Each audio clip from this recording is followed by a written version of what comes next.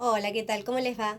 Yo soy la profesora Medina Leiva de Microemprendimientos 2 y le estoy mandando un saludo especial a todos segundo segunda. Espero que estén todos bien, ustedes, sus familias. Y estoy haciendo este video primero y principal para que me conozcan y segundo para hacer un repaso de las clases uno, 2 y 3. Acuérdense que hay mucha gente que está atrasada y yo voy a tener en cuenta estos trabajos que nombré para poder cerrarle el cuatrimestre. Clase uno, 2 y 3 más el video que les mandé. Esta clase de repaso sería ideal que ustedes tengan su carpeta y puedan hacer el repaso junto con el video. Le estoy haciendo el video porque ya tengo preparada la clase número 4. Así que les mando un saludo grande a todos, cuídense mucho y ahí va el repaso. Vamos a empezar con la clase de repaso de microemprendimientos 2, ¿sí? Bueno, en el PDF que envié hablábamos un poco de lo que era un microemprendimiento.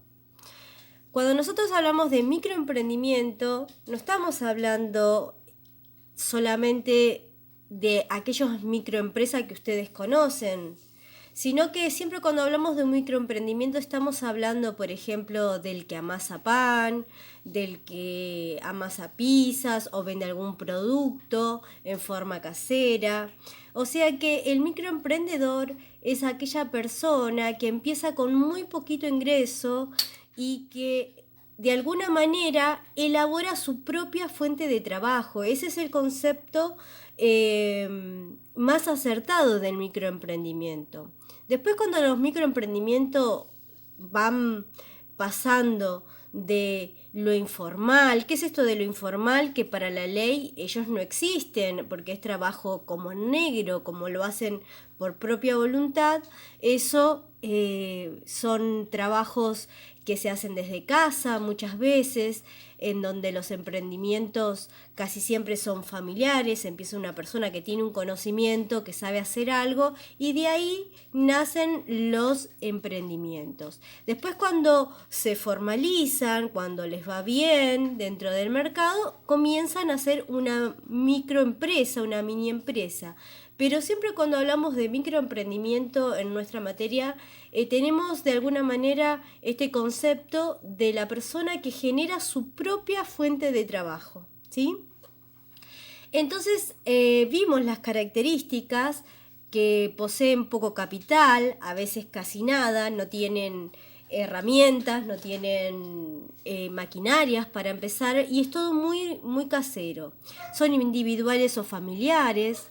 En el principio nacen como pequeños negocios y son en su mayoría informales. Crean su propio puesto de trabajo. Y en la actividad ustedes debían pensar qué beneficios y a quién beneficiaba estos microemprendimientos. Obviamente que primero y principal beneficia al microemprendedor y al grupo familiar del microemprendedor, pero de a poco, cuando este microemprendimiento se va haciendo conocido, también beneficia a la comunidad, al cliente. Si este microemprendimiento crece, tiene que contratar empleados y asimismo se va formalizando y por ahí es un pequeño negocio. Entonces también beneficia al barrio, a la municipalidad porque tiene que empezar a pagar impuestos, a la zona porque ya no es una zona muerta. Si yo pongo un negocio, ese negocio va a hacer que la gente pase más. Entonces todos se benefician con un nuevo microemprendimiento. Por eso hay que apoyar a los microemprendedores.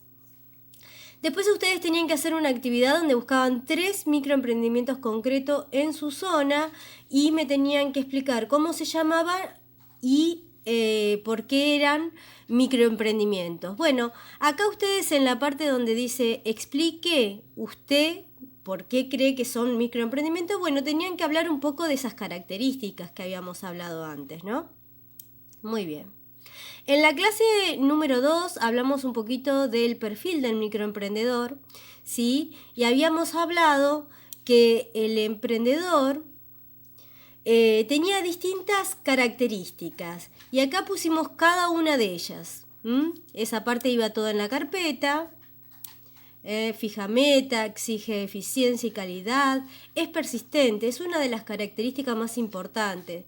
Cuando nosotros realizamos un microemprendimiento nuevo, sabemos que muchas veces puede llegar a fracasar. El microemprendedor tiene que estar preparado y buscar oportunidades, siempre estar como pensando en aquella necesidad que busca el cliente, aquella necesidad, cómo puedo ayudar o cómo puedo sacar un producto según la necesidad que tiene el cliente. Es una de las cuestiones que después retomamos en la clase número 3, en donde hablábamos de mirar el mercado, ¿no? Bueno, no me quiero adelantar. Tienen que planificar, muchas veces los microemprendedores, ya habíamos dicho, o no sé si lo habíamos hablado con ustedes, que el microemprendedor puede ser aquel microemprendedor que tiene de alma que es microemprendedor o por necesidad. Cerraron su trabajo, no tiene dónde trabajar, entonces él crea su propio fuente de trabajo.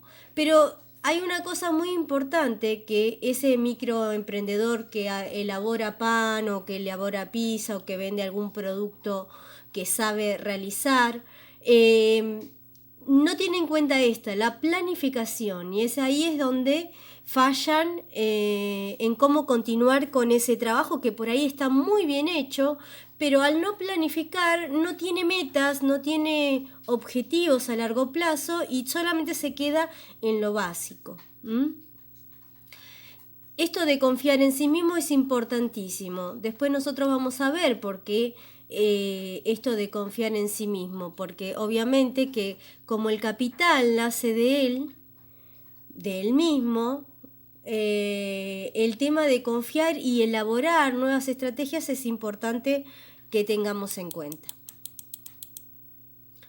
Bueno, y después la actividad con respecto a la clase número 2,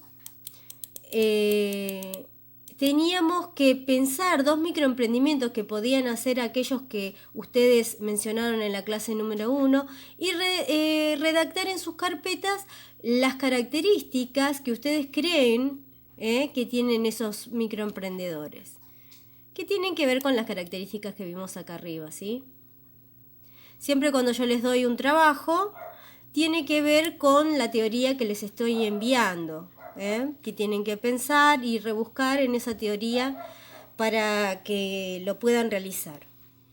No buscar en internet, algunas veces sí se puede buscar en internet, yo les pongo que busquen, pero en realidad siempre les mando la teoría como para que ustedes lo puedan realizar. En esta tercera clase hablamos sobre el desarrollo de una idea. Siempre cada microemprendedor o empresa que inicia una actividad, obviamente que involucra mucho dentro de ese proyecto. No solamente dinero, sino que expectativas, sueños. Pero ¿qué pasa? Que en el mercado de esos nuevos microemprendimientos, el 70% falla el primer año. ¿Y por qué es esto? Y porque muchas veces falla la planificación.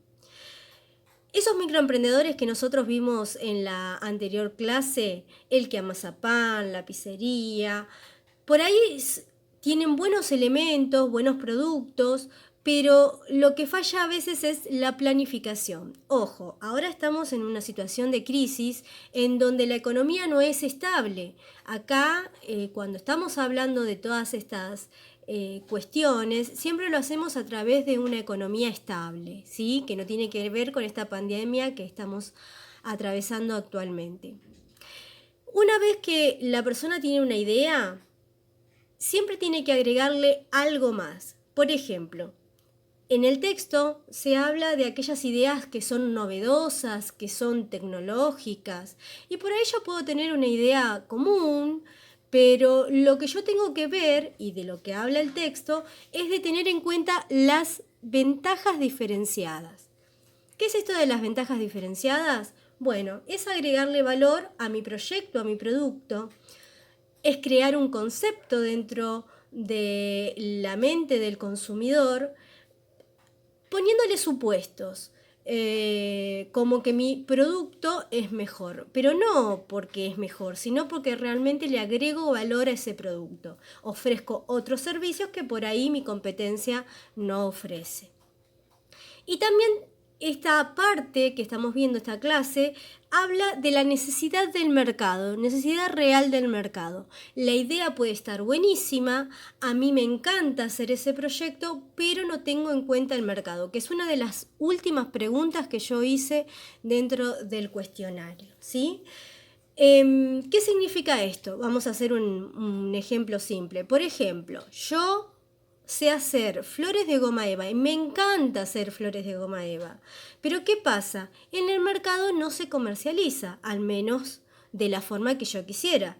Imagínense, alquilo un local, compro mercaderías, tengo empleado y después no vendo de la forma que yo quiero. ¿Qué pasó ahí? ¿Qué falló? Está buena la idea, a mí me encanta hacerlo, puse toda mi energía en eso, pero no analicé el mercado, es decir, no cubrí una necesidad real en ese mercado, ¿sí?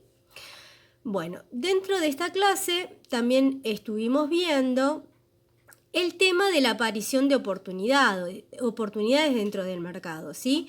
Quiere decir que el microemprendedor siempre tiene que estar alerta a las tendencias, a las nuevas tecnologías. Ahora todo lo que viene está basado en las nuevas tecnologías. Pero acuérdense que siempre eso tiene que estar de la mano con el tema de agregar valor, ¿sí? El tema de tener un plan, ¿sí? Una oportunidad de negocio. Hablamos también del entusiasmo y se habló también de los distintos enfoques para poder, de dónde salía o surgía una idea. También vemos este cuadrito que un poco resume esto que hablábamos de crear una idea exitosa. En este cuadrito nosotros vemos que la idea surge. Si está buena, lo que hay que hacer es un estudio de mercado, es un estudio de factibilidad. Factibilidad quiere decir si es viable o no es viable ese proyecto. Entonces, para eso, nosotros tenemos que tener en cuenta esto, que es el estudio de mercado. En ese estudio de mercado nosotros vamos a mirar el producto, la competencia, la necesidad del mercado, ¿sí? Y a mí mismo, porque constantemente me estoy evaluando. Ese proyecto puede ser viable o no viable según lo que resulte de este estudio. Si no es viable, hay que abandonar la idea y volverla a plantear. Y si es viable, bueno, hay que seguir con la puesta en marcha. Bueno, después vimos unas preguntitas, que eran las actividades que ustedes tenían que ver. Y bueno, y siempre yo que les doy para que respondan el texto arriba y con el texto que tenían acá abajo, que eran el artículo en donde ustedes tenían que sacar los diferentes enfoques de cómo surge una buena idea. Había una preguntita que era la que ya respondí recién, que era la necesidad del mercado, en donde lo que tenían que haber puesto, igualmente iba para ese lado, la respuesta es que en realidad uno tiene que analizar el mercado, tiene que pararse un poco y ver si realmente la gente necesita eso que yo tengo para ofrecer, ¿sí? Y también acá cuando hablábamos de cuál era para usted la mejor, el mejor enfoque, y bueno, en realidad el mejor enfoque tiene que ver con una combinación de todos los enfoques. Nada es blanco o negro, entonces tiene que ver más que nada con, podrían haber puesto varios en cuanto a esto, pero está muy bien resuelto. Igual yo a cada uno le di su devolución en el mail, así que revisen eso. Bueno, y hasta aquí el repasito de las 3 clases, ¿sí? Ahora yo les voy a mandar la siguiente clase y bueno, esperemos estar comunicados. Cuídense mucho, les mando un saludo grande.